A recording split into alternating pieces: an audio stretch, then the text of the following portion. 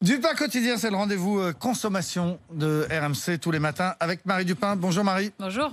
Alors on parle du retour de ce qu'on appelle souvent les pesticides tueurs d'abeilles, qui sont donc les néonicotinoïdes. Voilà, vous le dites très très bien. Ça continue à faire polémique. Les organisations de défense de l'environnement ont décidé d'adresser une lettre au ministère de l'Agriculture pour lui demander de faire marche arrière. Oui, cette lettre a été envoyée par 18 associations pour demander à Julien Denormandie de revenir sur sa décision. Le ministre de l'Agriculture veut en effet accorder des dérogations aux producteurs de betteraves. Ils auront de nouveau le droit d'utiliser les néonicotinoïdes, ces pesticides pourtant interdits depuis 2018 car trop dangereux pour la biodiversité en général, pour les abeilles en particulier. Le gouvernement se défend en expliquant que 1. C'est aujourd'hui la seule solution pour lutter contre la jaunisse transmise par les pucerons, jaunisse qui sévit dans les cultures de betteraves, et 2. La betterave étant récoltée avant la floraison, eh bien, elle n'attirerait pas les pollinisateurs et que donc l'usage des néonicotinoïdes serait sans conséquence sur les abeilles. Ça, c'est ce que dit le gouvernement. Est-ce que c'est vrai ?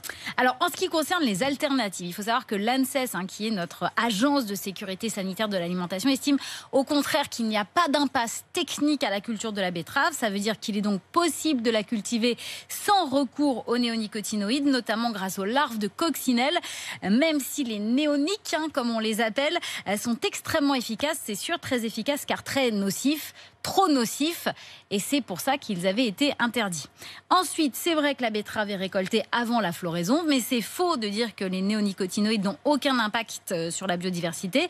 De nombreux travaux scientifiques montrent que même sans floraison, ils représentent un risque élevé pour les pollinisateurs. Pourquoi ? Parce que les insectes viennent boire les petites gouttelettes d'eau qui sont sur les plantes traitées, parce qu'au moment de la semence aussi, des nuages de poussière déposent l'insecticide sur les parcelles qui sont autour, donc sur les fleurs sauvages, qui attirent évidemment les abeilles. Et puis surtout parce que les néonicotinoïdes sont persistants dans l'environnement pendant plusieurs années. On les retrouve dans les sols parfois jusqu'à 10 ans après le traitement. Alors c'est un débat, Marie, qui est en train de devenir très politique. Oui, c'est une affaire politique. D'abord parce qu'Emmanuel Macron s'était engagé pendant sa campagne à ne pas revenir sur l'interdiction des néonicotinoïdes, mais aussi parce qu'en 2018, déjà, le gouvernement avait envisagé, dans un avant-projet de loi, de revenir sur l'interdiction de ces pesticides.